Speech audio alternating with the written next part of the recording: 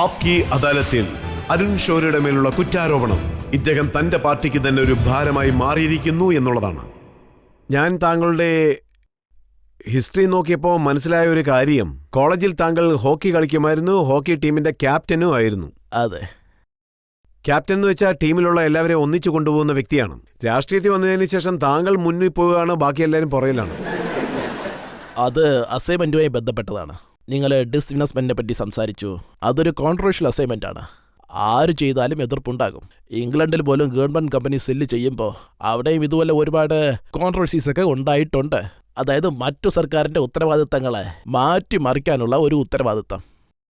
പക്ഷെ അത് foreign policy ആയിരുന്നാൽ അത് വലിയൊരു കോൺട്രവേഴ്സി ആയിട്ട് മാറത്തില്ല. ഇതാണ് താങ്കളുടെ പാർട്ടിയിലുള്ള ചിലരും പറഞ്ഞത്. അരുൺ ഷോറി എന്ന നേതാവ് പാർട്ടിക്ക് ഒരു ഭാരമായിരിക്കുകയാണ്. കാരണം താങ്കൾ ചെയ്ത പ്രൈവറ്റൈസേഷൻ, താങ്കൾ എടുത്ത ചില തീരുമാനങ്ങൾ കാരണം ജനങ്ങളുടെ മനസ്സിൽ ഒരു വലിയ ബാധിപ്പ് ഏർപ്പെട്ടിരിക്കുകയാണ്. ഇലക്ഷനിൽ വോട്ട് കിട്ടാതെ പോകുമെന്നും പറയുന്നു. ഇല്ല, എനിക്കങ്ങനെ തോന്നുന്നില്ല.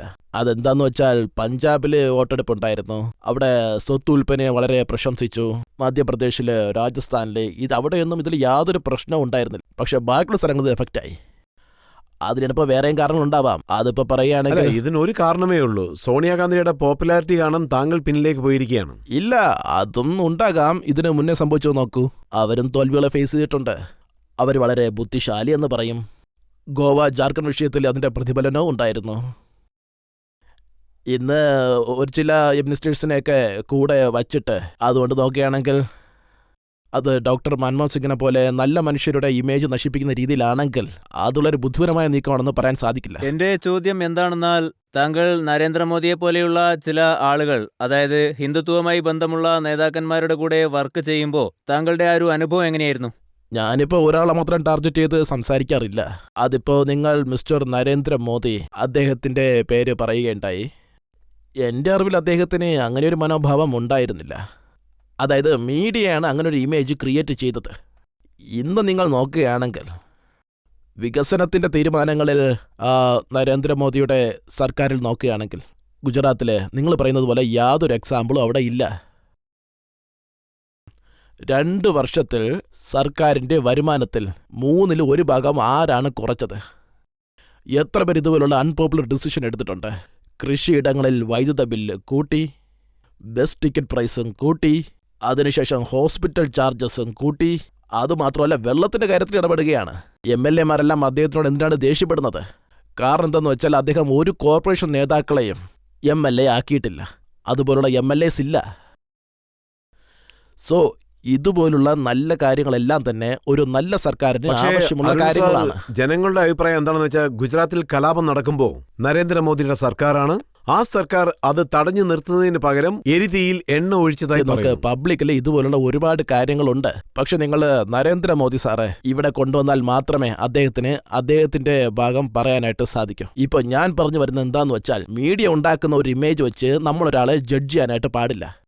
അതിപ്പോ ഞാൻ എൻ്റെ കാര്യത്തിൽ തന്നെ അത് കണ്ടിട്ടുണ്ട്. എന്താന്ന് വെച്ചാൽ, അകത്ത് നടന്ന കാര്യങ്ങളൊക്കെ വിട്ടിട്ട് അതൊക്കെ മാറ്റി ഇവരൊക്കെ എന്തൊക്കെ കാര്യങ്ങളാണ് പറഞ്ഞത്.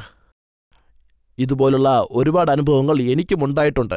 എന്താന്ന് വെച്ചാൽ, ചോദ്യം ഇങ്ങനെയാണെങ്കിൽ, പബ്ലിക് ഇങ്ങനെയാണ് നോക്കി കാണുകയാണെങ്കിൽ, മീഡിയയിൽ നിന്ന് അങ്ങനെ ഒരു കാര്യം വന്നിട്ടുണ്ടെങ്കിൽ ഞാൻ നിങ്ങളോട് ഇപ്പോൾ റിക്വസ്റ്റ് ചെയ്യുകയാണ്. ഒന്നെങ്കിൽ നിങ്ങൾ ഫാക്ട്സ് അന്വേഷിക്കണം, അല്ലെങ്കിൽ അവരെ തന്നെ വിളിച്ച് നിങ്ങൾ കാര്യങ്ങൾ ചോദിക്കണം. അതായത് അരുൺ ഷോറി സാർ, താങ്കള് ജേർണലിസ്റ്റായിരുന്ന സമയത്ത് ജനങ്ങൾക്ക് മുന്നിൽ ഒരു കാഴ്ചപ്പാട് അവതരിപ്പിച്ചു. അതവിടെ നിൽക്കട്ടെ. പക്ഷേ ഇന്നുള്ള മീഡിയ ശ്രീ നരേന്ദ്രമോദിക്കെതിരെ ഒരു കാഴ്ചപ്പാട് ജനങ്ങളിൽ ഉണ്ടാക്കുന്നുണ്ടെങ്കിൽ അത് തെറ്റാണെന്നാണ് താങ്കൾ പറയുന്നത്. താങ്കളും മീഡിയയാണോ കുറ്റപ്പെടുത്തുന്നത്? ഇല്ല സാർ. അതായത് ഞാൻ ജേർണലിസ്റ്റ് ആയിരുന്നപ്പോൾ എനിക്കും ഒരാശയമുണ്ടായിരുന്നു.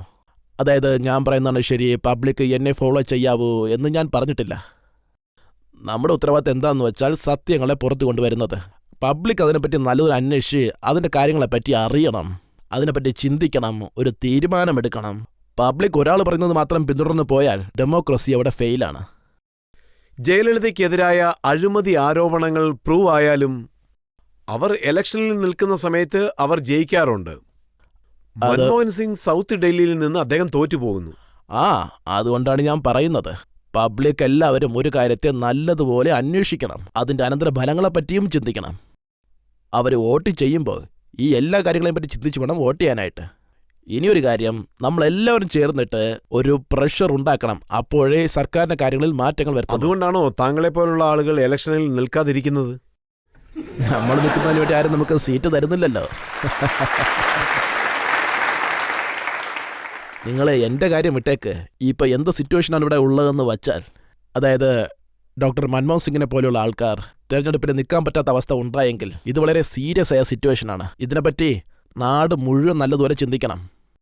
ഈ അവസ്ഥ ഇങ്ങനെ തന്നെ പോവുകയാണെങ്കിൽ, അത് മാത്രമല്ല ഇപ്പം എന്താണ് സംഭവിക്കുന്നതെന്നും ചിന്തിക്കണം. അതായത് നമ്മുടെ ഇലക്ട്രൽ സിസ്റ്റം എന്തുമാത്രം മോശമാണെന്ന് വെച്ചാൽ അത് ശരിയാക്കാനും റിഫോംസ് ചെയ്യാനും ഒരു തയ്യാറെടുക്കുന്നില്ല എന്നുണ്ടെങ്കിൽ, കോൺസ്റ്റിറ്റ്യൂഷനെ ഫാദേഴ്സാണ് ഉണ്ടാക്കിയതെങ്കിൽ അതിനെപ്പറ്റി സീരിയസ് ആയിട്ട് എടുക്കാതെ അങ്ങനെ തന്നെ വിടുകയാണെങ്കിൽ ഇതിനെപ്പറ്റി കുറ്റം പറഞ്ഞിട്ട് എന്താ കാര്യം? ഒരേ ഒരു ചോദ്യം, താങ്കളുടെ പാർട്ടി താങ്കളോട് ലോക്സഭ ഇലക്ഷനിൽ നിൽക്കണമെന്ന് പറഞ്ഞാൽ താങ്കൾ അത് തെരഞ്ഞെടുക്കുമോ അതോ രാജ്യസഭ മാത്രമേ തെരഞ്ഞെടുക്കുകയുള്ളൂ? അതെല്ലാം പാർട്ടിയാണ് തീരുമാനമെടുക്കേണ്ടത്. ഒരുപക്ഷെ ഇയാൾക്ക് സീറ്റ് കൊടുക്കണ്ടെന്ന് പാർട്ടി തീരുമാനിച്ചേക്കാം. നിങ്ങൾ പറഞ്ഞതുപോലെ ഡിസ്ഇൻവെസ്റ്റ്മെന്റിൽ ഞാൻ തോക്കുകയാണെന്ന് അവർ വിചാരിക്കുകയാണെങ്കിൽ അതിനുശേഷം ഇയാൾക്ക് ലോക്സഭാ സീറ്റ് പോലും കിട്ടരുതെന്ന് പാർട്ടി ചിലപ്പോൾ തീരുമാനമെടുത്തേക്കാം. എന്തായിരുന്നാലും അവരാണ് തീരുമാനമെടുക്കേണ്ടത്.